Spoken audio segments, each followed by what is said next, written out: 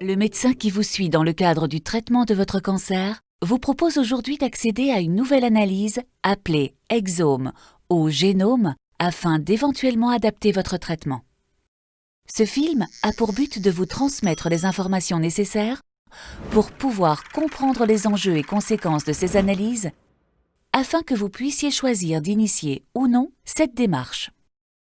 Jusqu'alors, les différents traitements utilisés en cancérologie, comme la chimiothérapie par exemple, avaient des actions non ciblées sur l'organisme et détruisaient donc des cellules tumorales, mais également des cellules saines, d'où les nombreux effets secondaires. Aujourd'hui, par l'intermédiaire de la thérapie ciblée, il existe des traitements pouvant détruire spécifiquement les cellules tumorales. Ces traitements pourraient être plus efficaces et présenter moins d'effets secondaires. Afin de savoir si ces nouveaux traitements pourraient être bénéfiques pour vous, il vous est proposé une étude permettant d'analyser le profil génétique de la tumeur que vous avez présenté à partir de l'ADN extrait de celle-ci, aussi appelé l'ADN tumoral. Cette analyse peut le plus souvent se réaliser à partir de prélèvements antérieurs. Pour permettre d'identifier les modifications génétiques propres à la tumeur qui seront à cibler, il faut également analyser, en parallèle de l'ADN de votre tumeur, l'ADN extrait de votre sang.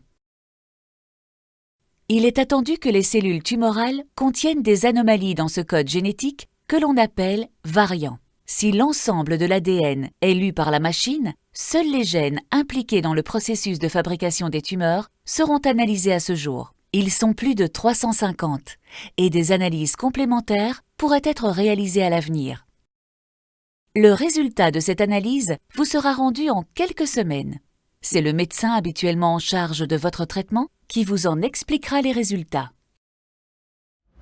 Dans le cas où la tumeur que vous avez présentée ne présente aucune anomalie génétique pouvant justifier une thérapie ciblée, votre traitement ainsi que votre prise en charge seront inchangés.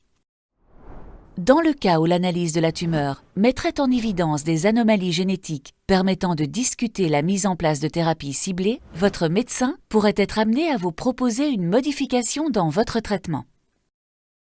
Si le variant n'est retrouvé qu'au sein de la tumeur, aucun rendez-vous en génétique ne vous sera donc recommandé.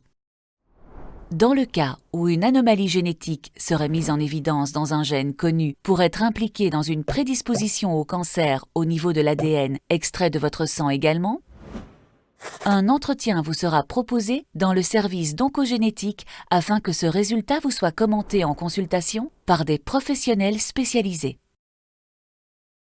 En effet, certaines anomalies peuvent augmenter le risque de présenter certains cancers par rapport à la population générale. Ces anomalies sont présentes dès le début de la vie et peuvent être transmises de génération en génération. Connaître son risque peut permettre de mieux adapter son suivi, mais également d'anticiper un risque de cancer pour d'autres membres de la famille. Par exemple, si l'analyse retrouve un variant dans le gène BRCA1, l'individu porteur aura un risque augmenté par rapport à la population générale de présenter un cancer du sein et ou de l'ovaire s'il s'agit d'une femme. Dans ce cas, il sera recommandé aux femmes de débuter un suivi mammaire annuel dès l'âge de 30 ans et une ablation des ovaires à partir de 40 ans. Le but de ce suivi anticipé et adapté est de pouvoir, si un jour un cancer se présente, le prendre en charge le plus précocement possible. Il existe de nombreuses autres prédispositions génétiques au cancer, comme par exemple le côlon, le rein. Lorsque l'on est porteur d'une prédisposition génétique au cancer, il y a une forte probabilité que ce variant soit hérité de notre père ou de notre mère, avec un risque de l'avoir transmis à sa descendance.